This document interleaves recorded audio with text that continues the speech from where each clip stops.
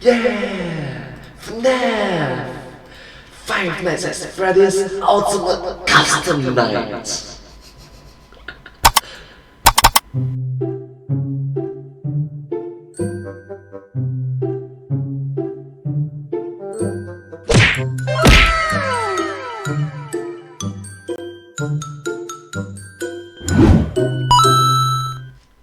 Hello everyone! Welcome to this video. In this video, I'll be reacting to one of the videos from my YouTube channel, the Game Theorists. Their videos are awesome and I'm a huge fan! Yeah! So anyways, I hope that you like this video as much as I do, and it's about Five Nights at Freddy's. Let's start. Oh, this video came out in 2018, so I think it's around 3 years ago.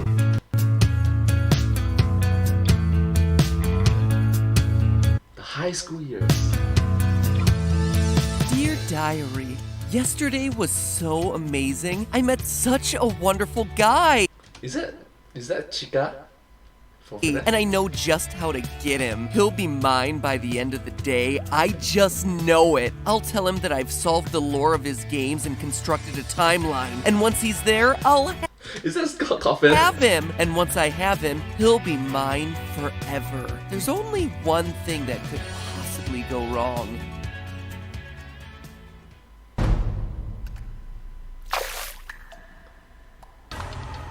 How can Mangle be walking around in FNAF 2 before all the animatronics are possessed? How can Springtrap be experimenting with Remnant when he's sealed in a wall? Answer me! I don't know. That's exactly what I worried might go wrong. No! No! The fan! The fan!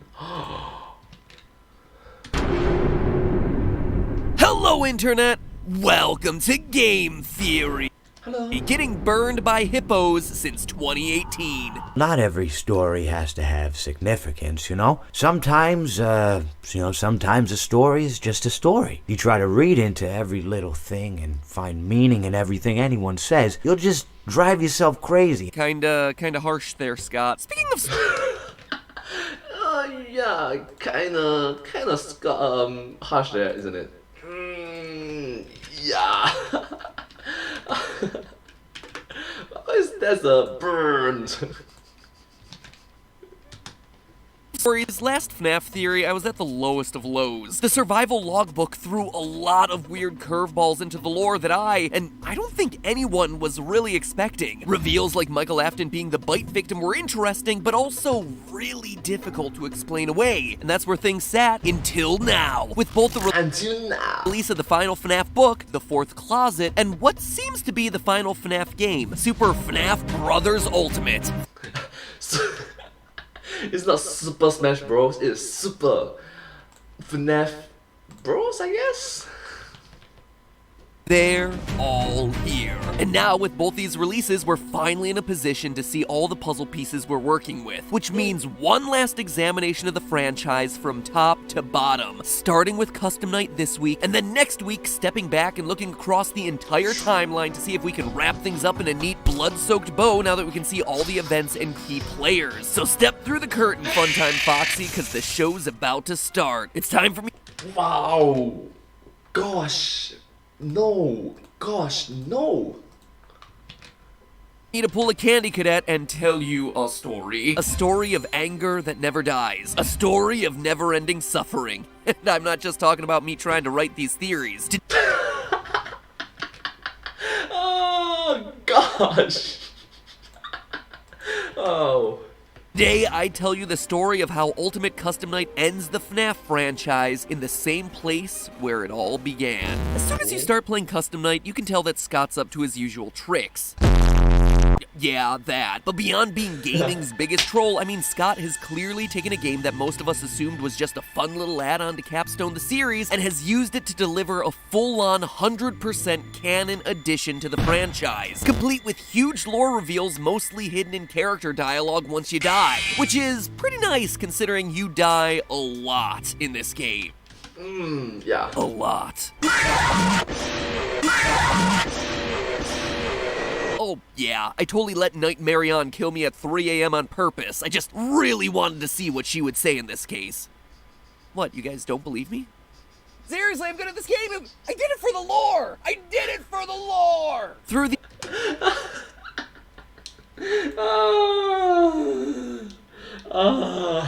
Oh my gosh. Yes, I'm definitely very good at this game. Definitely. Oh gosh. Through death lines, we can immediately start piecing together what exactly is going on here. The first set of lines reveals that we're powerless to escape. You and I will be making music together for a long, long time. This is a nightmare that you won't wake from. Seeing you powerless is like music to me. More voice lines Wow. That is creepy. indicate that not only are we trapped here for all eternity, we also can't die. Or maybe more accurately, we can die just over and over and over again. What a gift to relish, a victim that can't perish. Let's taste death again and again and again. You won't get tired of dying, will you? By the way, for those of you who don't have an encyclopedic knowledge of every element of this franchise, that toy Chica line is actually a fun little callback to one of my favorite moments in the franchise. Foxy Fighters, update 1.2 for FNAF World. You won't get tired of my voice, will you? So anyway, our character... What? Okay. That's weird. here is kinda screwed, trapped for eternity in a never-ending cycle of torment and death. It should be pretty obvious what's going on here, but I think 𝐞𝐫𝐞 really sums up the situation best. The fire within me burns eternal, and now you shall as well. What? What? That's right, we're trapped in heck. H-E double hockey sticks. Or toothpicks, like my family always said, since we valued proper capitalization. And from there, it's just a hop, skip, and a karmic jump away from who we're playing as. None other than Springtrap himself, William Afton. Not only does a one-way ticket to hell follow up on the advice Henry gave us from FNAF 6, although for one of you, the darkest pit of hell has opened to swallow you whole. So don't keep the devil waiting, friend. but more voice lines in Custom Night confirm our relationship to each of these characters. We know who our friends are, and you are not one of them. This is a callback to FNAF 4's We're Still Your Friends, Do You Still Believe That, but twisted on its head. If our character were someone like, say, Michael Afton, aka the Crying Child, aka another character who can't die, well then Fredbear wouldn't single us out as not his friend. He's not an enemy to Michael because Michael never did anything to hurt him. I am the fearful reflection of what you have created. William Afton killed Henry's daughter, who goes on to become the puppet. Knight Marion here is the dark reflection of the puppet, thereby confirming that we're playing as William Afton. Even Ballora offers some clues that we're playing as William. Admit it. You wanted to let me in. Ballora's song and sister location was all about William hiding behind walls in the aftermath of his child's death, which left an empty room and an empty tomb in his life. All I see is an empty room. No more joy, an empty tomb. He shut everyone else out, but now that we're in William's personal hell, she's able to call him out for all his hidden feelings. William wanted to let the woman that Ballora represents in, but he just couldn't do it thanks to his grief, hence her calling him out for his real desires. You wanted to let me in. So we're a murderer trapped in a personal hell of our own creation, forced to deal with the sins of our past for all eternity. Sound familiar?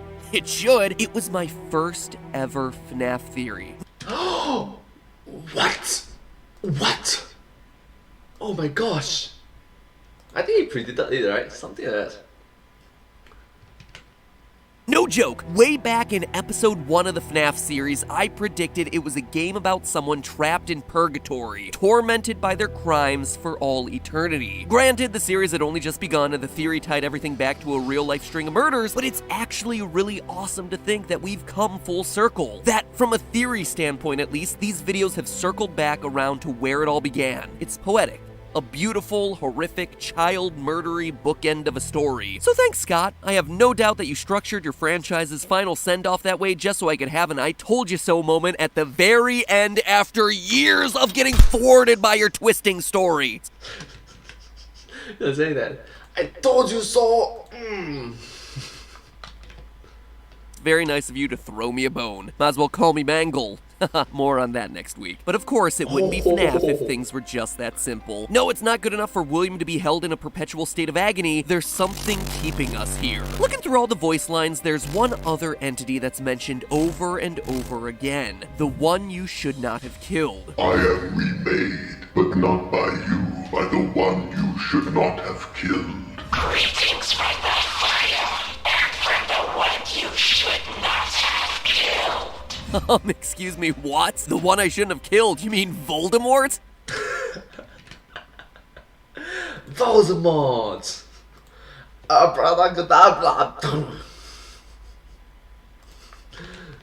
Oh, sorry. Got him confused with Hugh Must Not Be Named. But seriously, the one I shouldn't have killed in a franchise piled high with underage bodies. Okay, yeah, sure. All those other kids, nah, they deserved it. But that one right there, yep, shouldn't have touched him. Now you're damned for all eternity. Sucks to be you. Anyway, this is the big mystery of the game.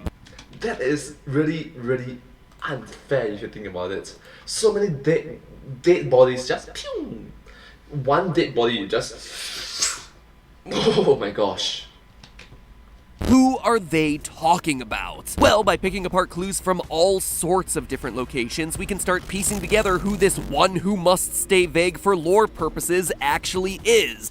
For lore purposes. First, from the rest of the voice lines, we can identify that this character is a male. I have seen him, the one you shouldn't have killed. He's here and always watching, the one you shouldn't have killed. Notice how both of them use the pronouns he and him. We also know that this guy specifically has a vendetta against us. To understand that, we have to turn our attention to the true stars of Ultimate Custom Night, the mediocre melodies.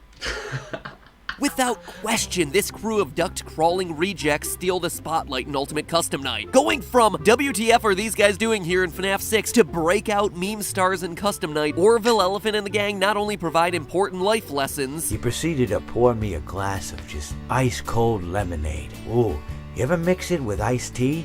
You do like a little half lemonade, half... Ooh, it's so... You should try it some. Well, you can't because you're dead. They also deliver on huge lore reveals. For the most part, their lines are pretty disposable, but very rarely you'll get a line from them that feels just a bit out of character. We've only just begun. I will never let you leave. I will never let you rest.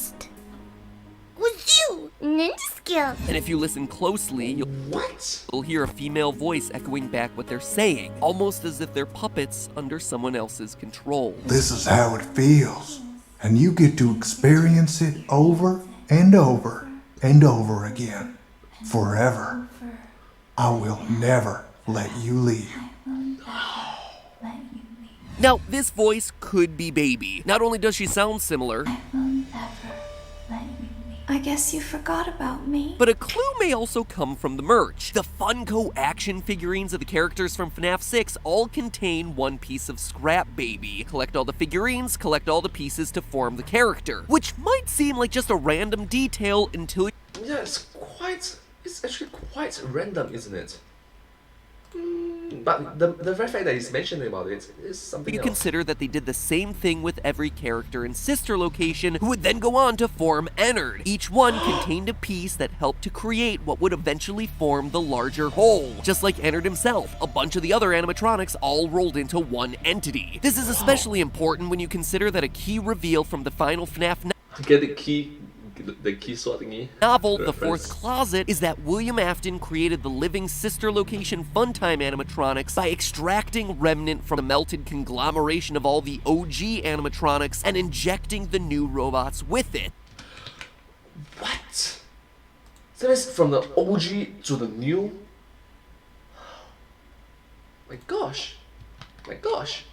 Thus, all the new robots were alive and sharing a piece of the same set of souls, just like if the pieces of Baby/_NNERD had been repurposed to form Happy Frog and her friends. That's why Baby's voice would be heard across all of them. Does that make sense? Good. Now throw it away, because there's another explanation here. That this is the voice of the one you should not have killed. As you can tell at this point, Ultimate Custom Night had a huge amount of voice acting. And the nice thing about voice acting is that you need to hire, you know, actors, which means job postings. So of course, for this game, Scott needed to make a ton of casting calls on the site voices.com, all identifying the roles that the actors would be playing. Some of the roles were obvious: Nightmare Balloon Boy, Pig Patch, Withered Chica, etc., all characters that we're familiar with. Other casting calls, though, were a bit more vague. Monster, character in Whisper, little girl, annoying girl, vengeful spirit. Now, if you track all of the job postings, you can actually identify every single role by who plays them. Monster is Jacko Chica. Character in Whisper is Trash in the Gang. Little girl is the puppet. Annoying girl is Dee Dee. Scott kept them vague so as not to ruin any surprises. You can actually identify each and every role, except for one.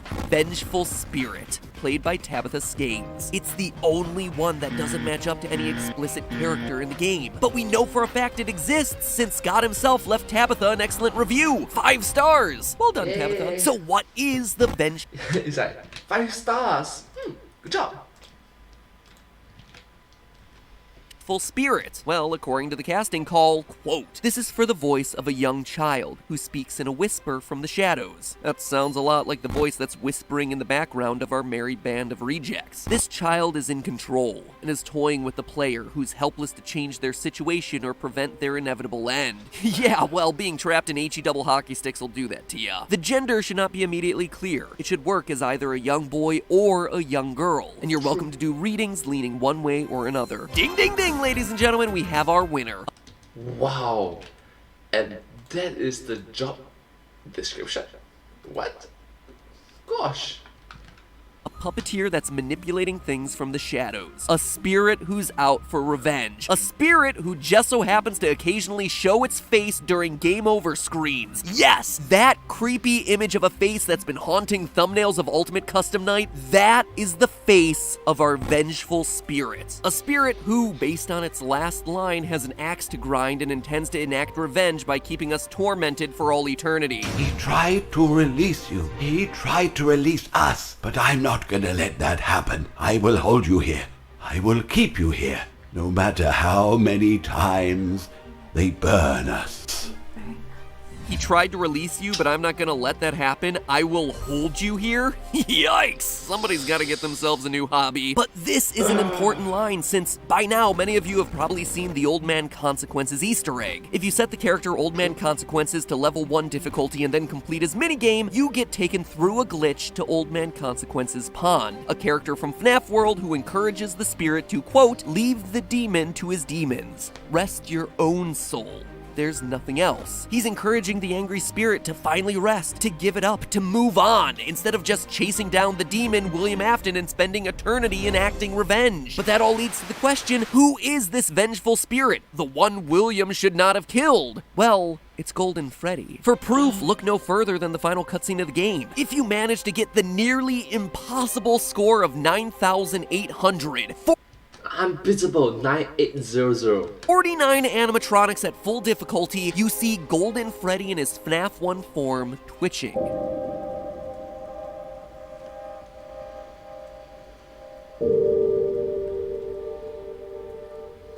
He's twitching just like Springtrap did in the trailers to FNAF 3. Someone else who refused to give up. To pass on, someone who always comes back. And just to dispel any confusion here, Golden Freddy isn't the crying child. This confirms it. Golden Freddy is actually a victim that we've never actually seen outside of the FNAF 3 minigames, nor will ever see outside of that face in the vent. But more on that next video, that final timeline episode I got cooking up. If you want to make sure that you see it, hit subscribe now, that way you don't miss it, because seriously, that is the one that wraps everything up. If there was ever a time to subscribe, now is that time. But anyway, Golden Freddy is the soul that's still trapped, one that refuses to let go of his hate, his rage. We even hear it in his line. He tried to release us, but I'm not gonna let that happen, no matter how many times they burn us. In FNAF 3, the puppet tried to release everyone through the Happiest Day minigame. Fazbear Fright was burned down in an attempt to cleanse Freddy's. Pizzeria Simulator was burned to the ground. None of it has worked. The spirit of revenge is and always will be there until he chooses to let go. That's why he's still twitching as he faces fades into the darkness. That's why his eyes are still white as he disappears. He is choosing to remain here, to continue tormenting William, to ignore Old Man Consequences, encouraging him to move on to the next life. You know, this might be what Scott truly meant when he said that 50-20 mode in this game was impossible. Not just that it would be unbelievably difficult to overcome, which, let's face it, it is, but that there's no victory here. That no matter how good of a player you are, there is no winning this game because there is no escape. That even if you play it perfectly, William is trapped, and there is no happy ending for Golden Freddy. In fact, you playing the game is continuing Golden Freddy's cycle of revenge. Old Man Consequence's message might be for Golden Freddy. Absolutely, rest your soul. There is nothing else, but it's also probably directed at us. I mean, we play and play and play this game for hours upon hours upon hours, achieving higher and higher and higher stats in a game that's incredibly difficult, and what do we get from it? A cutscene that's kind of underwhelming, actually. Perhaps Old Man Consequence's message was for Golden Freddy, sure, but also for us. Rest your own soul. There is nothing else. There is no deeper ending here. There is no satisfaction. This is it. And by choosing to play, we keep William's cycle of torment alive. We are literally Golden Freddy forcing William through this over and over and over again, refusing to move on, refusing to accept that there is nothing else. It's perhaps the most satisfying, unsatisfying conclusion in all of gaming. And as far as your gameplay affecting character decisions, well, it doesn't get any more seamless than that. In the end, the truth is as plain as day. You are Golden Freddy. Next week, the grand conclusion as I break down literally everything else in this game and all the other games and the books as we try to piece together one mega final timeline. You just mentioned final? Yeah. In the year 2021, you will still be making FNAF videos, so yeah. I told Stephanie the other day that I was reworking the FNAF timeline. She's like, what is this, like the 80th time? And I'm like, yeah, pretty much. So place your bets now as to where you think the events are gonna fall. Make sure you subscribe so you're notified of the new video. And most importantly of all, remember, that's just a theory. A game theory. Thanks for proving me right for a change, Scott. Yeah.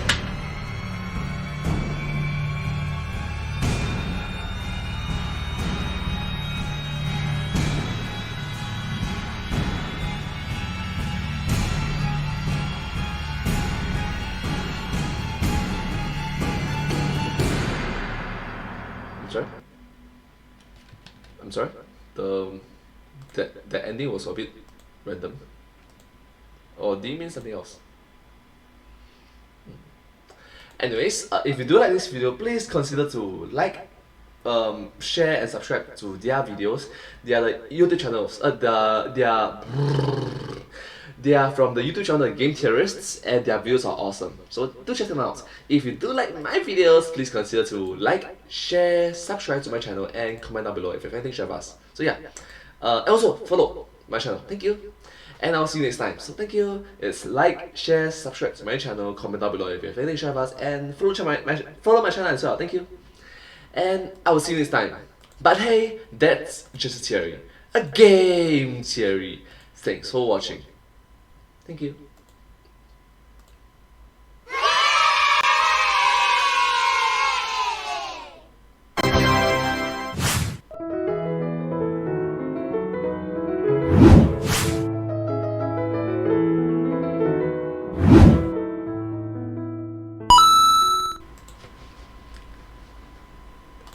Thank you so much. Thank you so much. Anyways, yeah. Subscribe.